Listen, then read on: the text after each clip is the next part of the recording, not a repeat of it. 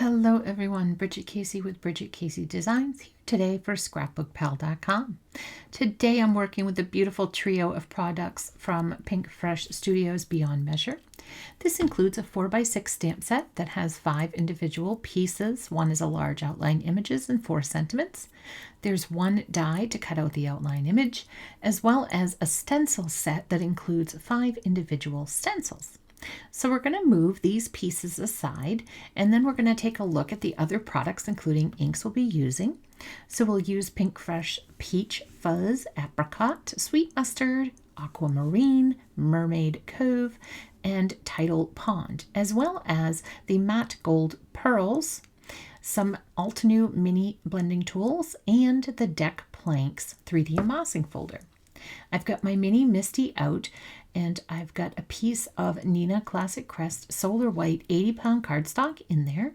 We're now going to use the Lawn Fawn Jet Black ink to stamp the image, which is also alcohol marker safe in case you'd like to use your Copics or your favorite alcohol markers. We'll put this into place with some satin masking tape so that it doesn't move while we use our stencils. We'll begin with stencil number 1 and aquamarine ink, and I like to add this at the base of the leaf in case I come on a little heavy with my blending tool. It's okay. That would be a normal darker region on the image. And with layering stencils, you never know where they're going to add in definition anyways, but I just like to do it as a habit. Stencil number 2, we're going to come in with Mermaid Cove. And again, I'm still doing that same technique. It's a little bit harder because these images are so small, so it may not make much of a difference. But again, I like to have good habits with ink blending and my crafting. Stencil number 3, we're coming in with Peach Fuzz, and I will come in from the bottom up with the 2 buds.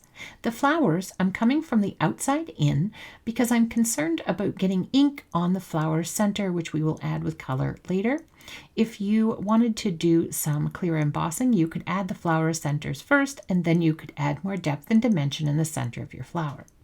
Stencil number 4 does help us with the apricot ink to add in those details, the lots of dimension and depth, just absolutely gorgeous. On stencil number 5, we're going to do 3 things. The first of which is we're going to add the flower centers.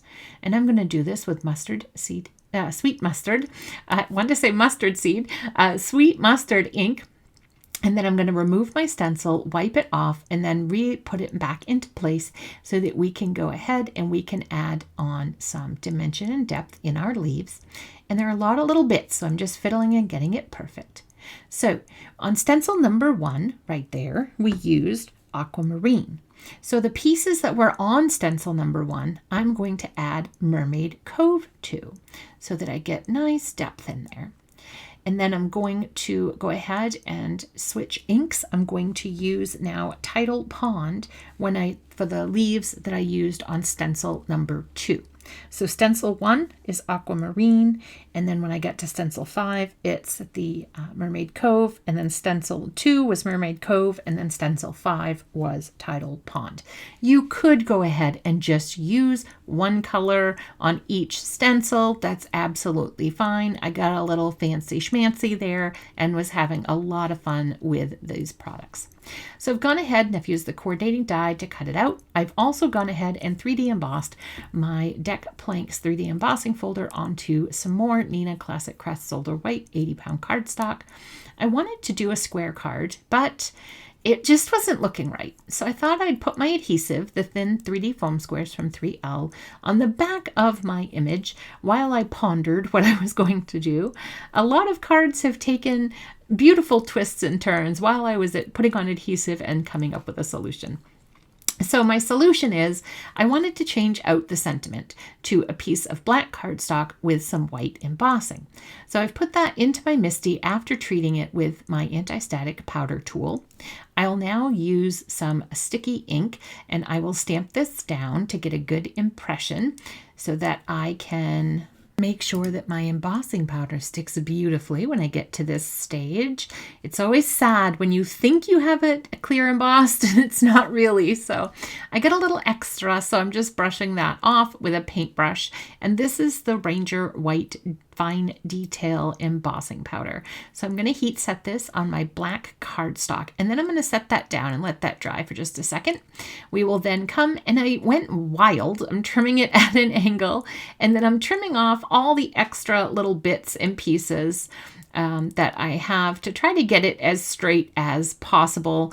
And as you can see, I do fidget a lot. Do you fidget a lot when you guys are trimming things? I know I do.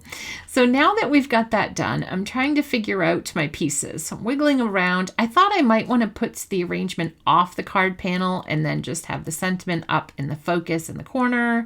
And then I decided I was going to go the typical A2 4¼ by 5½ card because I'm kind of boring like that. And so I got my image on there. I decided where I wanted to put my little sentiment banner, and I'm adding 3 more of those thin 3D foam squares from 3L, which are amazing. They do come in white and black, just for the record.